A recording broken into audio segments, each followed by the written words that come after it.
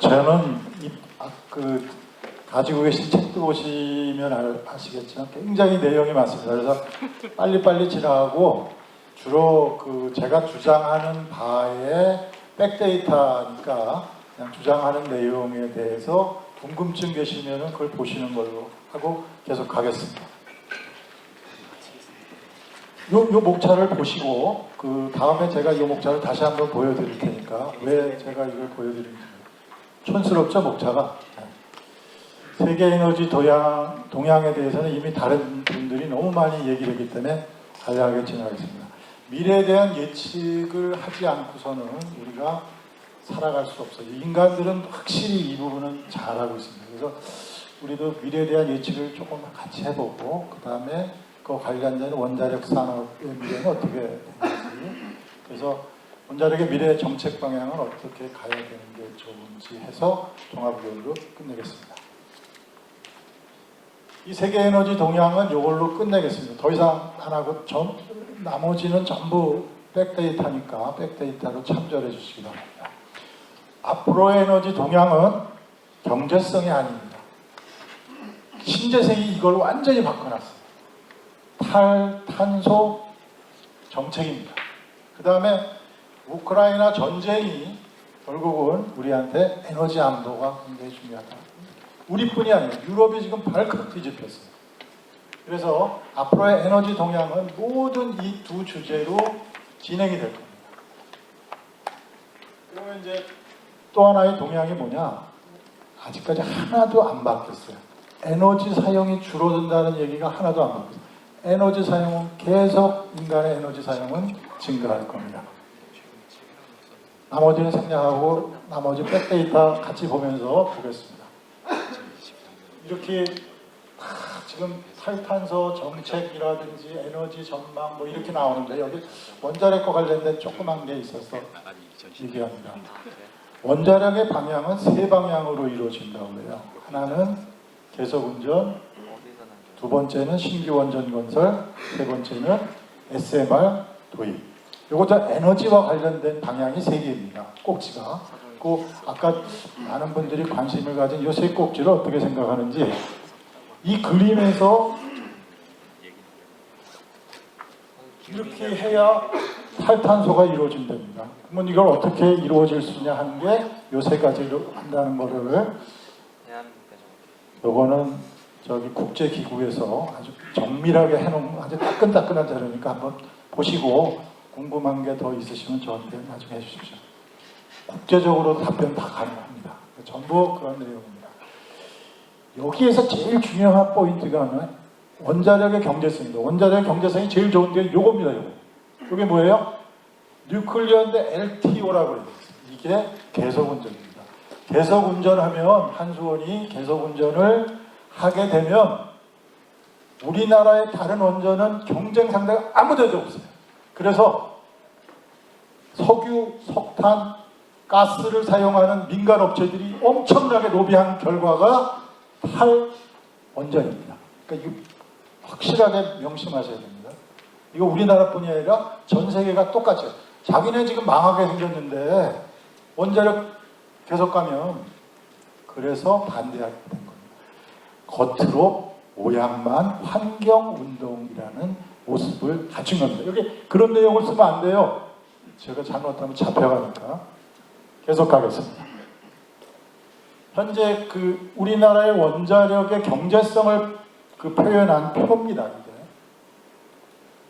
한국이 무지무지 좋아요. 이게 이렇게 좋은 이유가 원자력을 한국만이 잘 짓고 있습니다. 이 결국은 뭐예요? 대형 원전을 제일 잘 짓는 나라가 한국이에요. 다른 나라 어떻게 됐어요? 대형 원전 경쟁을 못하니까 안 짓는 겁니다. 아까 누가 얘기하셨죠? 똑같습니다. 이게 전부 그런 얘기입니다. 이거 다 지나갑니다. 데이터 전부 이렇게 했고, 다른 나라에서 왜 안 짓냐? 건설에 장시간 소요돼요. 복을 미국에서 있는 복을 아직도 상업운전 안 했어요. 참 심각합니다. 지금. 폴란드에서 핀란드에 짓고 있는 발전소 이제 상용화됐는데 자기네 나라 문제가 아니라 핀란드 문제라고 자기네 나라에 똑같은 원자를 도입했어요. 지금 상용화, 상업 발전 언제 할지 지금 아직 미정입니다. 이게 지금 현실이에요. 아까 여기서 이제 중요한 부분이 그 맨 첫 번째, 두 번째에서 발표해 주신 그 방사능 폐기물의 관리 비용이 증가하고 있다. 이거를 발전원가에 포함시킵니다. 아니 혜택은 온 국민이 다 누리고 왜 발전 사업자가 이걸 책임을 집니까? 국민 세금으로 해결해야 됩니다. 뭐 어떻게 해결할 거냐? 이게 공론화입니다. 이게 발전 사업자한테 책임 미루는 게 공론화가 아니고 이에 대한 사회적인 공론화를 한번 해야 됩니다. 이익을 얻었으면 뱉어내야죠. 그 다음에 지금 저기 탈원전을 주장하는 사람 중에 계속 얘기하고 있는 게 우리나라 보험료가 너무 싸다. 특히 원자력 보험료가 너무 싸다. 우리 충분히 고려를 하고 있는데 그럼 이거에 대한 이제 논의도 또 시작될 겁니다. 이거를 어떻게 해결할 거냐? 이것도 우리도 함께 여기 이제 그 사관회를 포함한 여러분들이 같이 준비를 해야 될 의제 중에 하나입니다. 이런 거 해결 못하면 우리나라도 똑같이 말씀드린 바와 같이 경제성 우위가 상실이 돼서 결국 대용원전 포기 SMR로 방향을 바꾸게 될 겁니다. 경제성 유지 방안에 제가 제일 좋아하는 게 신규원전 건설 지속입니다. 우리나라가 현재까지 경쟁력을 확보한 단 하나가 이유가 우리는 계속 건설을 해왔습니다.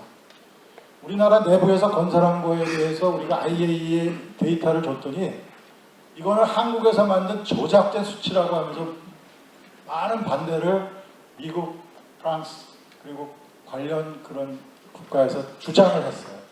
그래서 UAE 한번 보자. UAE에 나온 그 결과를 보고 그 다음부터 침묵, SMR로 가자 이렇게 바뀌게 된 겁니다. 우리 이제 저기 그 사용 해결을 어떻게 처리하고 고준위 폐기물 어떻게 처리할 거냐? 저는 이것과 관련해서 기술자이며 과학자라면 반드시 아셔야 됩니다. 사용 해결도 폐기물이 아니에요. 에너지의 보고입니다. 단 우리가 아직 기술 수준이 모자라서 사용하지 못하는 겁니다. 그 기술 빨리 확보를 해야죠. 요거 관련해서 조금 딴 얘기를 하겠습니다. 미국의 록펠러라고 하는 그 엄청난 부자는 옛날에 등유장수였습니다. 등유장수.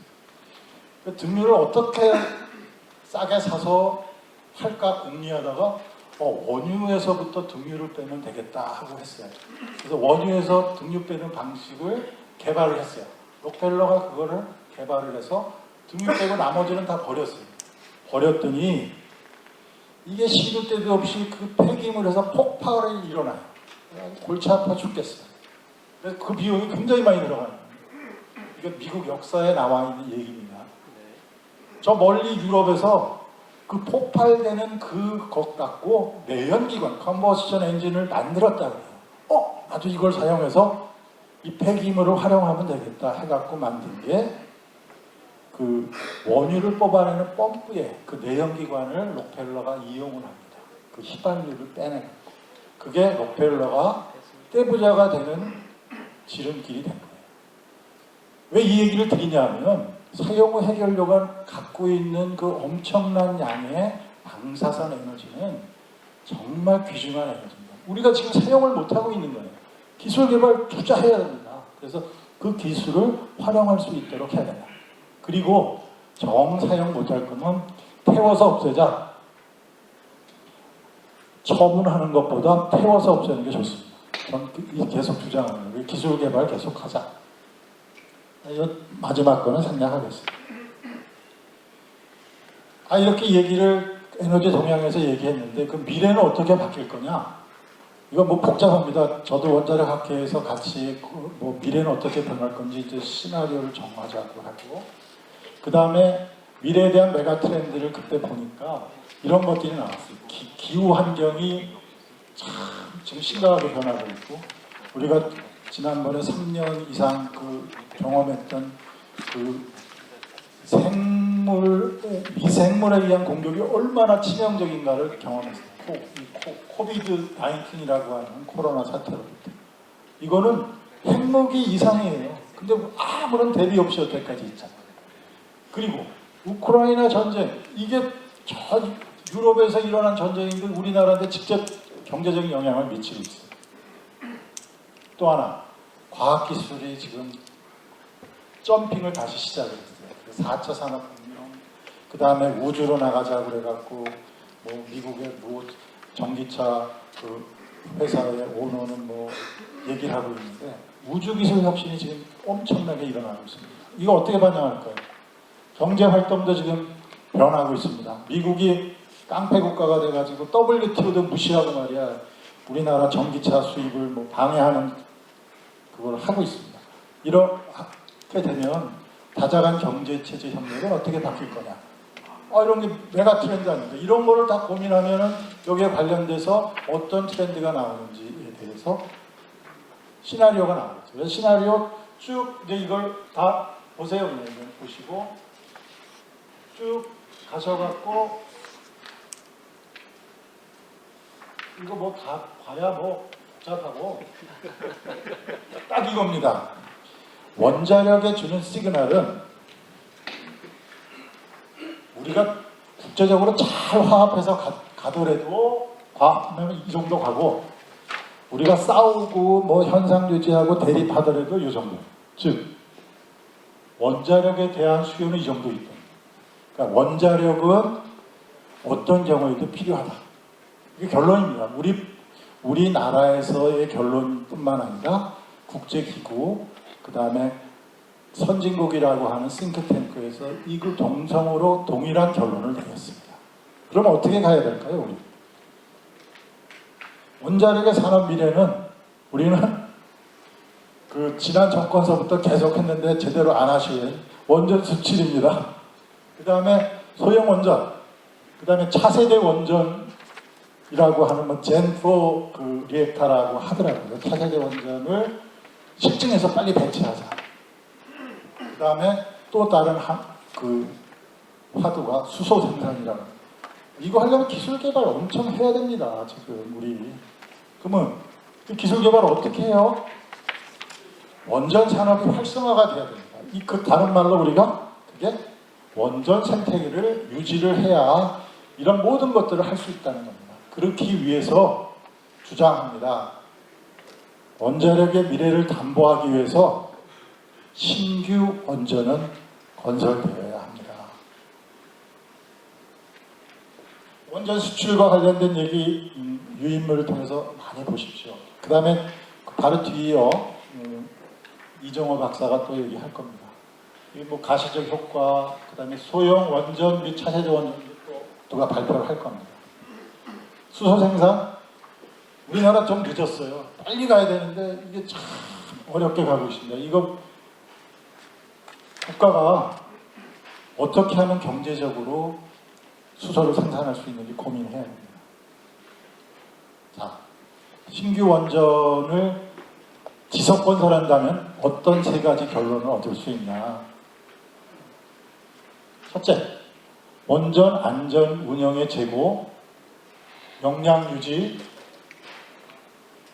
국가 지속 성장이 가능하다. 원자력을 계속 건설하게 되면 국가가 지속 성장, 우리나라 지속 성장력이 지금 떨어지고 있다고 그러는데 지속 성장력을 갖게 됩니다.